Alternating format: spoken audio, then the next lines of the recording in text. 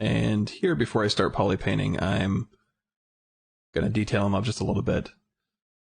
And to be honest, you know, the level he's at right now is probably fine. But before I start poly painting, I usually like to add a little bit more, little something else to play with while I'm poly painting, just to make it more interesting for myself. So this is kind of a selfish move, but I think it'll help overall in the overall look of this guy.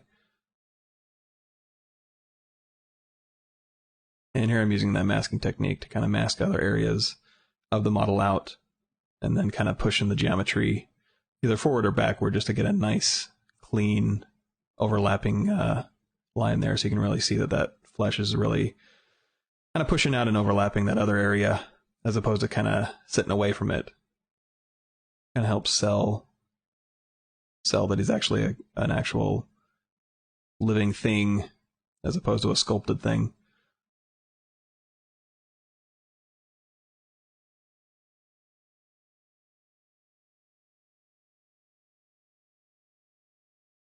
And here, since he's fully detailed up, I'm going to go ahead and hide a lot of his mesh and just focus on the head. A lot of that is just performance considerations while I'm capturing, having this many polygons on screen. But also just to kind of feel out where I want to go with this guy. Right now I'm using a standard brush with usually a little bit higher intensity than I normally would use with a standard brush, just to kind of get a nice clean line in there. I'm using 3.5 R2 in this portion, and I end up switching halfway through to R3, just because that's when it had come out. And that's when you'll see I end up starting using the damn standard brush. But right now I'm just using the standard brush to make these deep cuts in. And I'm moving my mouse average up just a little bit there into the stroke menu, as you can see, to kind of even my stroke out and trying to get rid of the little dotty stuff that ends up showing up sometimes if I move my cursor too fast while I'm capturing. Which, you know, isn't exactly a lazy mouse effect. It's not as intense as that, but the mouse average does kind of average out your stroke just a tad. So if you want a slightly cleaner stroke, but you don't want a full out lazy mouse, that might be a cool option to check out.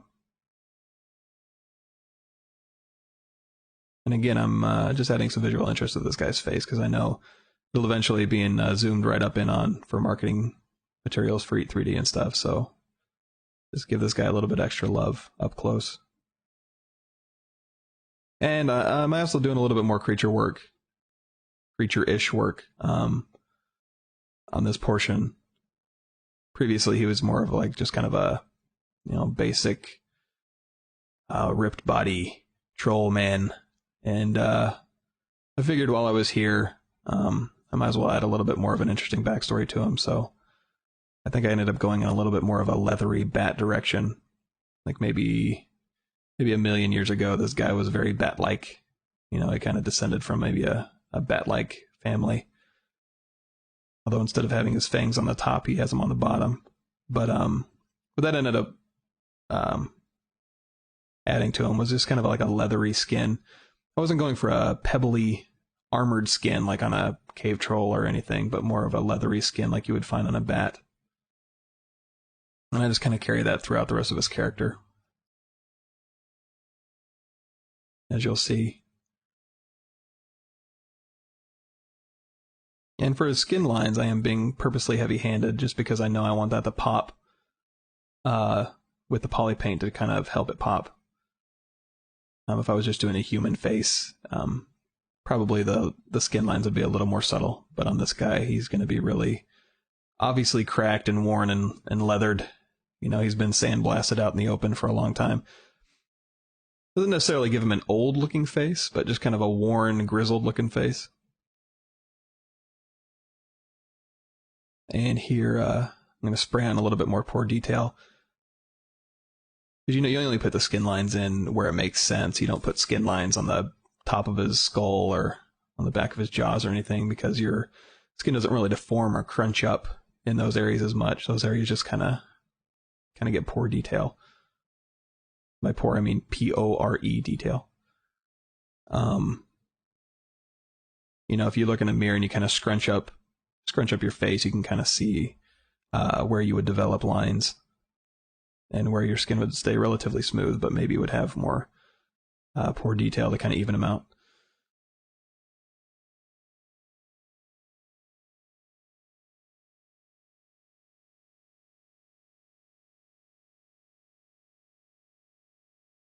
And underneath there, he looks a little bit reptilian.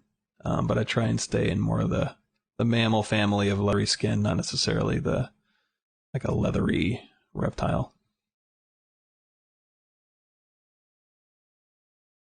So there along his chin and along his jaw there and along the top and back of his head. Instead of going for wrinkle detail, I went for more of a blemishy, poor detail. And again, we had the wrinkles on the back of his neck that we used previously just by drag reckoning that elephant skin detail onto his back of his neck, but there we kind of exaggerated a bit. And right now I'm still using that standard brush to kind of cut in that detail. But what I'll eventually start doing is go in with a clay brush and pop some of that flesh back through the cut-in detail, just so it doesn't look like he's got a face with a bunch of cuts in it. You know, you don't want a bunch of razor cuts on a face and call it a day. You want to make sure you pull that flesh back through so it doesn't look like he just got cut up or got a bunch of slashes in him. You want to make it look a little bit more organic than that and kind of pull that flesh back through those lines, which you'll see in a little while. When I'll grab the clay brush and start bringing his flesh back through those lines.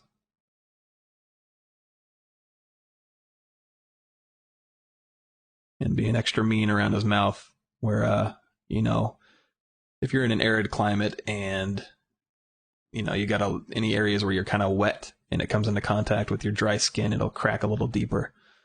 So around his eyes and his lips, give him a little bit more deeper cracks. And again, I'm going to go back in and just kind of spray poor detail. And is this level of detail overkill? Yeah, probably. But it's fun, and just in case you wanted to do it, I went ahead and added it here. A lot of this, well, most of this you could probably get away with in your texture. But yeah, it's fun to sculpt, and it's fast, and then you don't lose anything by doing it. And here I am with the clay brush, just kind of popping that flesh back through those lines. You could make a cavity map and do this, which I do end up doing later on in the body areas where I put a lot of leathery skin detail and then bring that flesh back through. But on areas like the face and hands, I like to kind of not use a whole lot of random stuff or cavity masks or, you know, things that kind of, I know exactly where I want to put the details. I know exactly where I want to flesh them out and kind of bump it out. So I just do that by hand, and it doesn't take very long, you know, to do it for face and hands and kind of important areas like those. And then the rest of the body areas, you know, throw a cavity mask on it and kind of inflate through it with a clay brush or whatever. But important areas, I like to just do it by hand.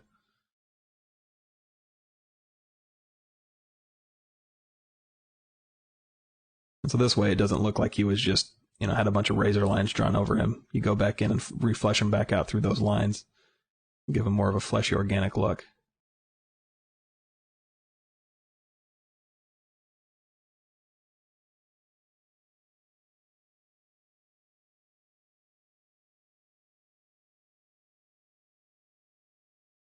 And looks like I'm going to the clay brush and adding a little bit of noise to it to give it a little more surface variation.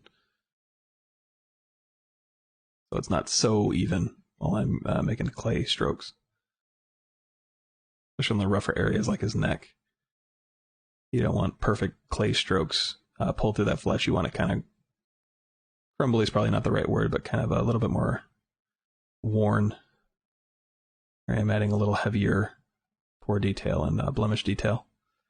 And after you get the head, well, I mean, ideally, I suppose you would work all over his body, but performance issues, I went ahead and just did his head and then dropped it back down to subdivision level 5 to work on the rest of his body.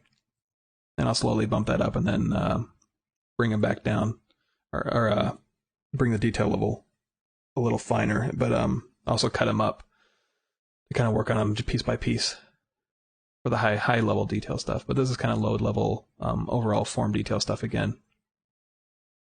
And again, I'm kind of bringing that vestigial bat theme back in, where you know, he's not really all that bat-like anymore, but he's got a little bit of membrane stuff kind of on his body. I'll eventually end up putting in a vestigial tail and just little hints here and there that he did descend from a creature that was a little bit different than us. an evolutionary and through evolution ended up in kind of the same area, but he still had some remnants of another origin. And I'm still fixing that hand that I never really liked from way back when. And again, hands and faces are probably two of my favorite things to work on. Ideally, I would have liked to have spent a lot more time on this guy's hands especially.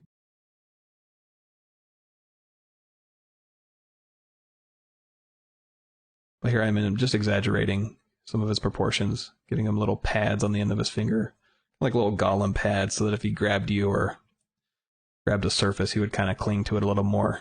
Gives him a little more bit of a creepy factor. And that's really what I end up doing. The overall theme with his hands is just kind of making them creepier looking. Maybe not a whole lot of form or function in there. If I would have thought about it a little bit more, it might have been cool to give him a little more of a bat-like hand with maybe only 4 digits and a little bit longer and a little creepier like that. But I just kind of stuck with what I had and just went and exaggerated some of his shapes in there. Here I'm exaggerating his nails, but making sure to go back in and give those nails a little bit of a profile so they curve outwards and they're not just flat. And here's another membrane between his thumb and his forefinger. Just little subtle clues. And again, this isn't a character design DVD. If I went back and did it again and I really thought from the beginning, let's make this guy a bat guy, I probably would have made his eyes a lot bigger, his hands a lot more bat-like, and maybe even left a little bit of a wing kind of still in there, that would have been fun. A little tattered wing between his elbow and his back or something. But just moving forward with what I had, I just put in little hints.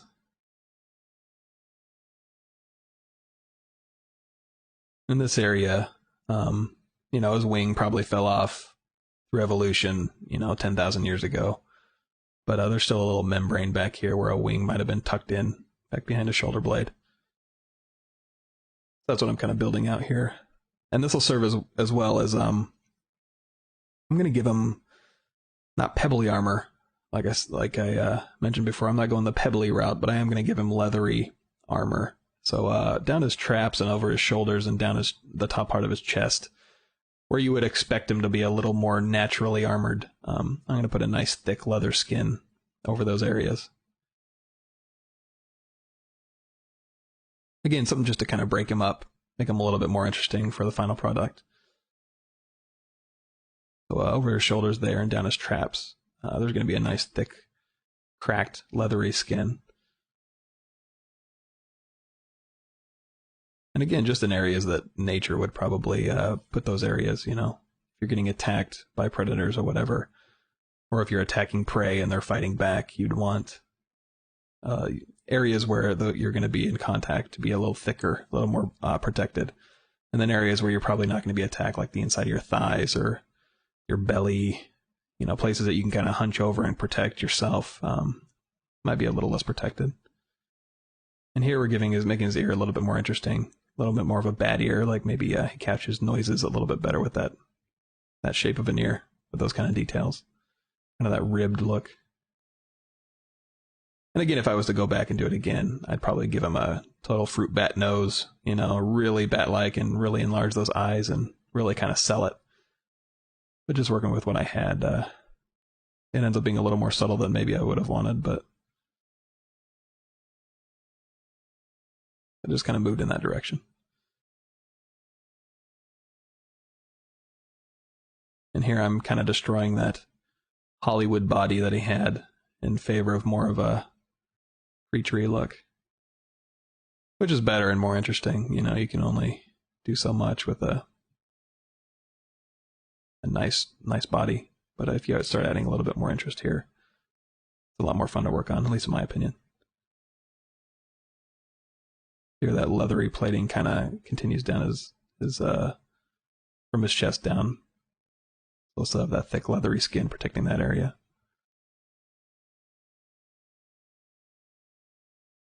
And, once I got the anatomy right, or at least right enough for me, it's fun to go in and kind of break that and see what might have evolved in there.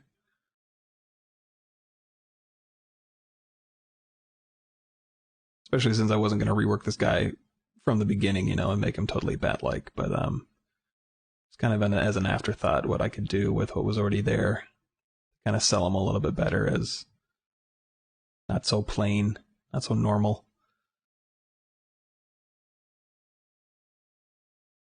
I'm going to give him a little bit of bony membranes down here along his lats, where, if you did evolve from a creature that had to fly, the oxygen intake would probably be pretty extreme, especially on a guy this size. And this humanoid, and his bones are probably a lot heavier than they would have been back then, so his oxygen intake would have had to have been pretty extreme. So maybe these membranes back here would help him bring some oxygen into his body, and right around those muscles where he would need it. His wing flapping muscles. So just almost maybe an really quick way for the body to get oxygen in there and power those muscles.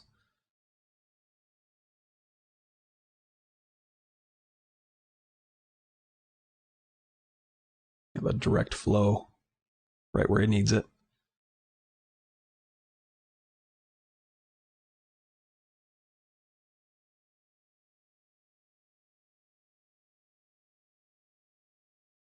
And really, it's not really necessary to, it's kind of fun to think of this stuff while you work, because you get a little dry sometimes. But normally, if I've got a concept that's all worked out and all the problems are thought of, and you're just kind of going through the motions and kind of doing technique, man, throw a movie in. If you're just going through the motions with the technique, then it's really kind of brainless. Not a whole lot of thought involved. We're on a season of The Office and fun sculpting.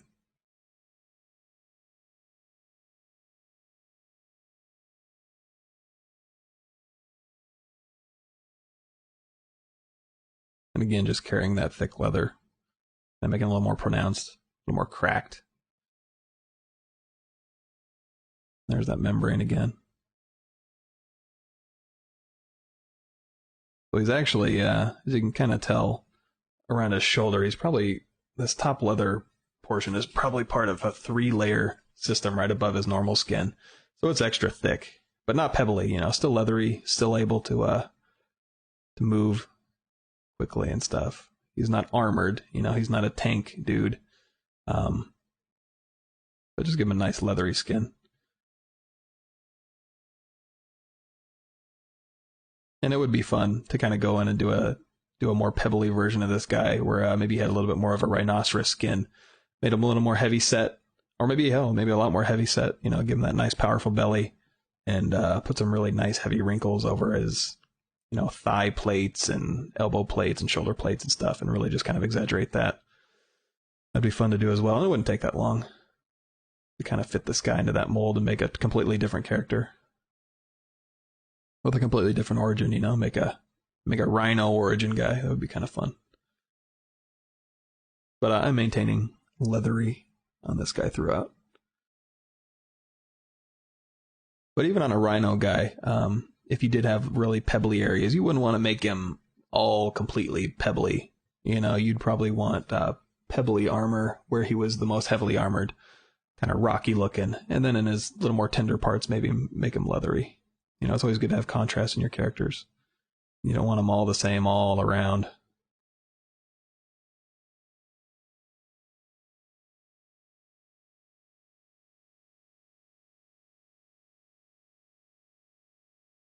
And again, you can just kind of see that from nature as well. Especially in the reptile family, Great example is like a crocodile. They got that really, really rocky hide, and then underneath they're kind of snake-like, a little softer looking. And again, going back in with that clay brush to kind of reflesh them out through those cuts. And it really helps sell that thick leather look. And these aren't random skin lines that I'm putting on. I'm kind of going with the flow. You can kind of observe, how those lines cut across in an animal. They do crisscross, but they kind of crisscross in a fashion that kind of makes sense. It's not just random.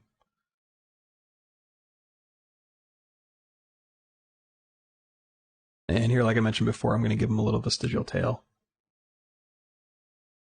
Kind of mask an area out, smooth it down, and then just use the move tool. Kind of bring that area out. And will this ever be seen? Maybe not. In fact, I know definitely not for marketing. It'll just be kind of seen as I'm doing it here. But if I did do a pantsless version where he just got his armor on, you would probably see it. And actually, he does look kind of interesting without pants on. He kind of has a lot more of a tribal feel. So I don't know. Maybe I might do a more of a tribal version of this guy. Kind of looks a little more interesting without pants and boots on.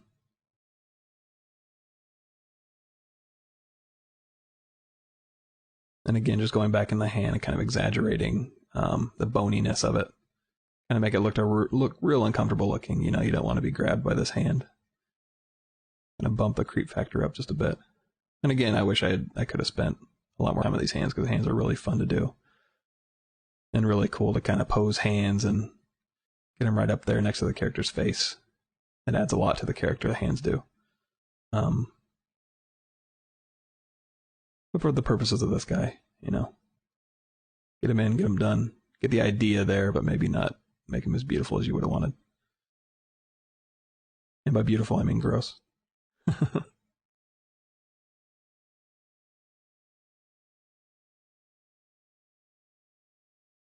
And I'm on a relatively low subdivision level here because I'm still kind of making out major forms again. I'm kind of going back and kind of rethinking a little bit of the work. But once I get into the detail stuff, I'll bump it back up and then add those hand wrinkle lines and those kind of joint details. And on the other side of his hand too.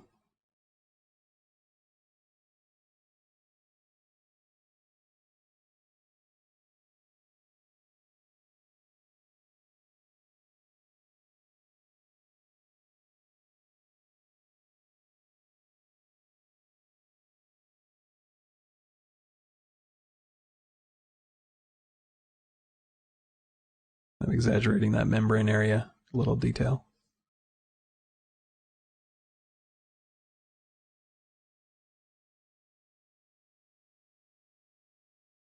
And again, still kind of fixing that thumb and wrist area that kind of still bothers me.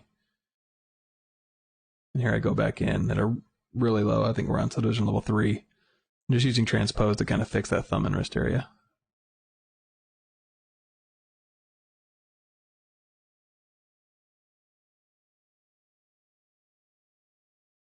You know, and you can have a fully detailed guy and still make major changes if you want to. Just drop down a subdivision level and move your major forms around. In fact, that's the name of the game. While you're posing for marketing or whatever, you can go in there and use transpose and give them a completely different pose, but still maintain all that detail. And you know, you have a little bit of sculpting rework in joint areas, just kind of fix some areas. And also, you know, as you deform the body, muscles deform as well, so you got to kind of sculpt those in. Those aren't for free, but you know, at least you won't lose that detail as you're moving big stuff around. All that hard work you put in, poly painting and detailing and skin texture stuff.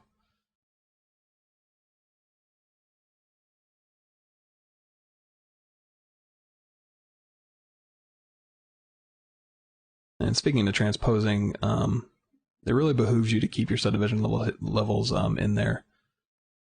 Don't think you're going to be saving any memory or anything by, you know, deleting everything but the highest subdivision level. It's actually going to hurt you in the long run.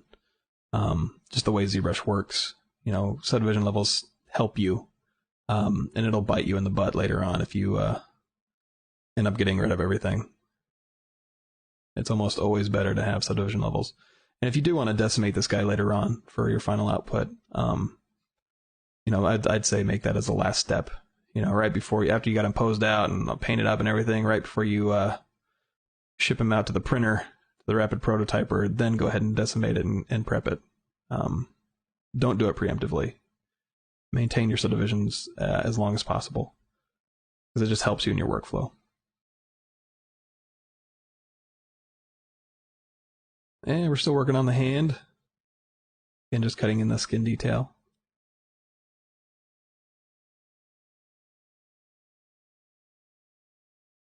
And again, you could go in there and drag a skin alpha on all that stuff if you wanted to, but again, like I said, the hands and the head, I just like to do it by hand. Pardon the pun.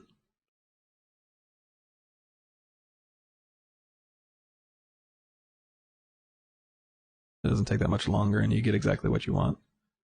You may kind of miss out on some happy accidents, but in my experience, it's just faster and easier just to kind of go in and do it on important areas. On less important areas, you can kind of let those happy accidents fly.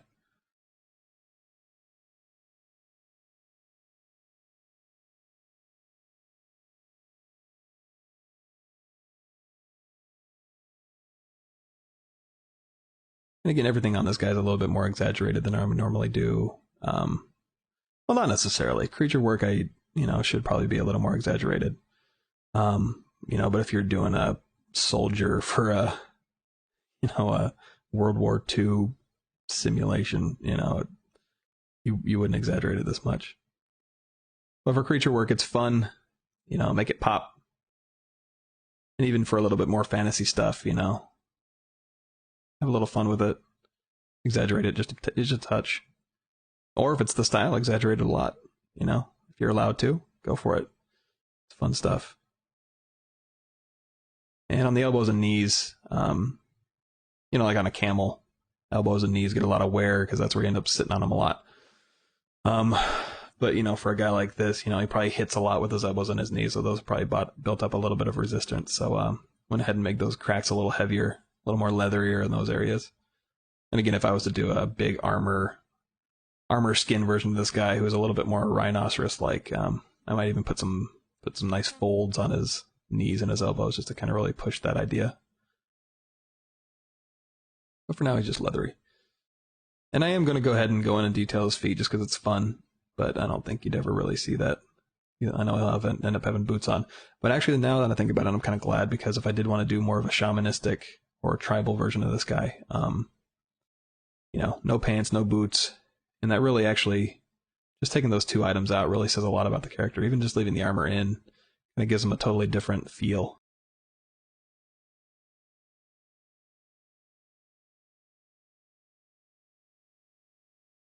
Again, just exaggerating the major areas first, the areas that are probably going to be the most exaggerated. I go ahead and exaggerate them, like I already did on the shoulders and the back and the chest, and the elbows and the knees. Kind of really bump those out. And then I would go back in and kind of hit the lesser areas that aren't going to be as exaggerated. Lower belly, inner thighs, biceps, those areas are going to be a little less protected naturally. So go in with a little finer detail. And because of that's when I'll get into the alpha stuff. I don't need to do all that stuff by hand. I can go in and just spray on or drag rect that detail out. Here I'm using the elastic brush.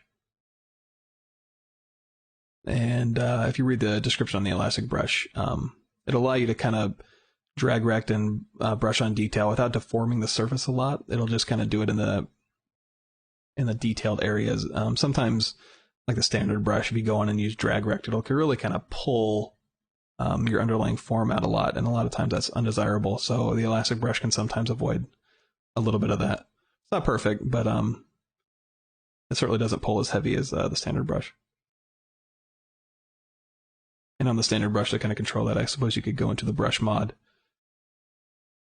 and kind of play with that a little bit. But, the elastic brush is there, so there's nothing wrong with using it. And here I'm just kind of spraying on that kind of veiny looking brush alpha to kind of get some skin texture on there. And then I went into the light box, into the other, and I'm just kind of going through the whatever ZBrush by default had in there. I'm going to try some of these out. And again, I'm experimenting here. I'm just capturing while I'm going through just to kind of see. This is kind of a nice look, that leathery skin 15. So I'm kind of spraying that on and drag recting that on. And again, that's the other good thing about using alphas is you can really kind of get those happy accidents in there.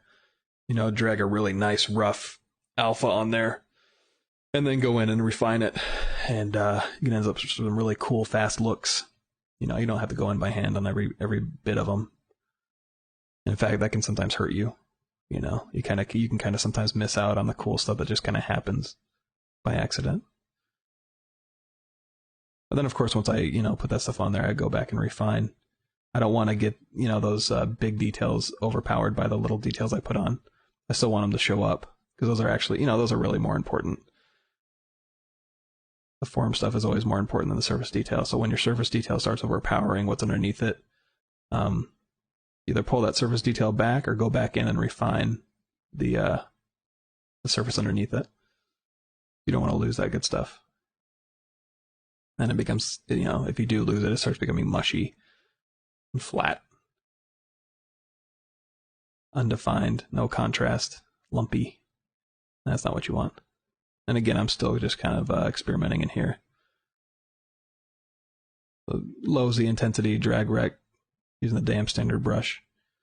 Went up to subdivision level 7, and I put a morph target on, just in case I want to brush any of this stuff out.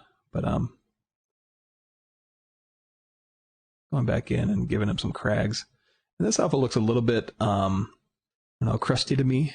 And in retrospect, I might have gone in there to the alpha menu and blurred it just a tad. But that didn't really hurt this guy, And that's a good thing about doing a guy that is kind of ugly and kind of crusty.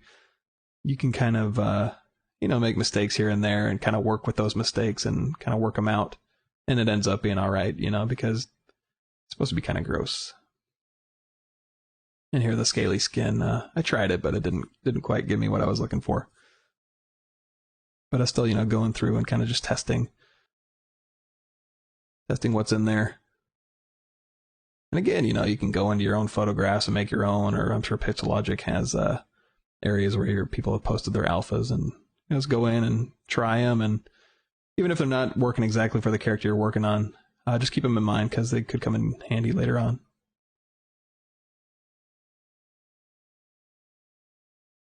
And it looks like we're in R3 at this point, so that's when the damn standard brush and stuff came into play. So about halfway through this, I went from R2 to R3.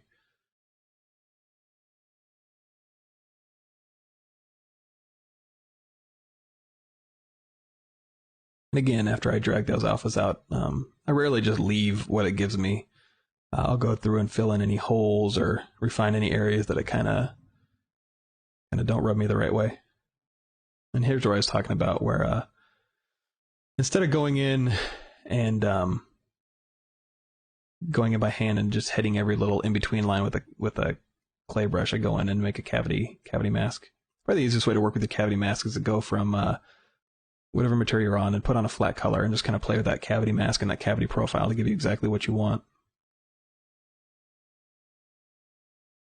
And towards the end of this, once I get a lot of detail on there, I go in and use the form brush, which I think if you read the description of the form brush, it's supposed to just change the form underneath your details, so you don't need to worry about it kind of blurring your details if you want to move forms underneath. It works relatively well. And again, with this damn standard, just kind of cutting in details. And back there, I use the /3 brush, just kind of dig in a little bit too as well.